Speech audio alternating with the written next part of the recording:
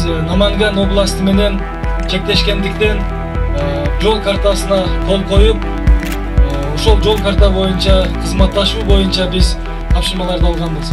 Juda ko'plab loyihalarga kelajakda amalga oshirilishni rejalashtirganmiz. Bu birinchisi bo'lsa, yana qolgan loyihalarimiz ham bor. Biz mana shu Namangan viloyatining tadbirkorlari Qirg'iziston, mana shu Jallobod viloyatida, oblastida, bu yerdagi tadbirkorlarimiz biz Namangan viloyatida mana shu ko'plab yirik mana shu xalqimizga xizmat qiladigan yaxshi loyihalarda amalga oshirishni o'z oldimizga maqsad qilib olganmiz.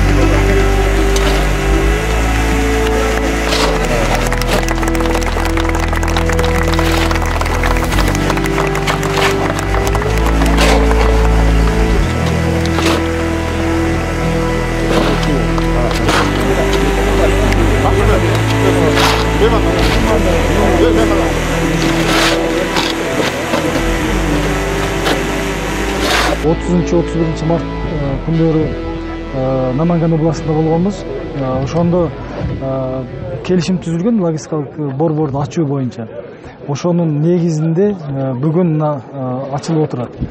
Бунун негизги логистикалык борбордун мындай бул жерге курула турган ишканалар бул этти кайра иштетүү. Биз бүгүнкү күндө малды мындай тирүүлөй эле өткөзүп берип атабыз да, контрабандык жол менен, мындай мыйзамдуу жол менен. Ал эми бизге мындай арзан болуп калат экен. Биз ошол малдарды союп эт аркылуу өткөзгөн болсок, анда кымбаттагын өткөзөбүз, налог дагы мамлекетке түшөт. Ошонун негизинде андан сырткары тери иштетүү боюнча бүгүнкү күндө Наманган областынын ишкерлери менен сүйлөшүп атабыз. Булар тери иштеткен заводун да бул жака курабыз деп атат. Андан сырткары жүндү кайра иштетүү, жүндү тытып краскалап берүү боюнча. Ошого окшогон дагы бир нече ишканалар ачылат. Базар ачылат бул жерге. Мал базар ар түрдүү ушул Өзбекстан Республикасы менен мындай тез мындай соода жүгүртүү тармагы боюнча. Эгер логистикалык борбор ишке кирсе, ошондой кайсы жактан өтүшөт? Бүгүнкү күндө план боюнча Баймак посту кирген. Ушуну ачуу боюнча азыр биз таможня союзга киргендиктен ошол ЭСтин талаптарына ылайык кылып туруп анан биз ачышыбыз керек. Азыр ошол нормалар азыр аткарылып атат. Ошолор бүткөндөн кийин немени постторду ачабыз. Бүгүнкү күндө 2 долбоор боюнча иштеп атабыз. Ошол Наманган областынын губернатору менен сүйлөштүк.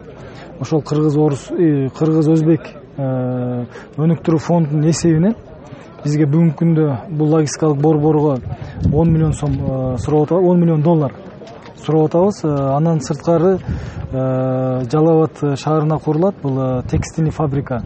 Чоң 500 адам жумуш менен камсыз болгон 30 миллион долларлык долбоор.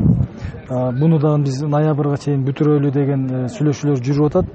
Ошол каржылоосун ошол Өзбек Кыргыз фондунан каржылап берүү боюнча. Булар азыр сүйлөшүүлөр жүрүп, мына жакынкы күндөрү бизге жообун берет. КЗК экспорт компаниясы 20 гектар жерге жайгашкан. Жалпы жумушчу орундар 2,5 миң адамдан көп болот. Бул жерде биз Кыргыз-Өзбек биргелешкен ишканаларды курабыз. Жеке ишкерлерге жумуш орундар болот, инновациялык борборлор болот. Ошондой эле биз бүгүнкү күнү эки элдин соода, маданий катышын күчөтүп атабыз. Кошумча биз ушу Ташкент, Наманган, Андижан шаарларында өзүбүздүн өкүлчүлүктөрдү дагы ачабыз. Азыркы күнү биздин пландарыбыз ушул Байтала соода логистикалык борборунун биринчи этабынын биринчи бөлүгүн ушу сентябрга чейин куруп беребиз деп план түзүп атабыз. Азыр капсула салуу аземиндесиңер. Наманган областынын өкүлдөрү болот. Азыр Ташкенттен да конокторубуз келе атат, партнерлорубуз. Мен ойлойм, бул жалпы биригип биз Байтала базарын Кудай кааласа ушу бирге өнүктүрөбүз деген оюм бар. Ак Коргон айыл өкмөтүнүн салымы бул жерге биринчи кезекте ушул жер маселесин чечип бердик.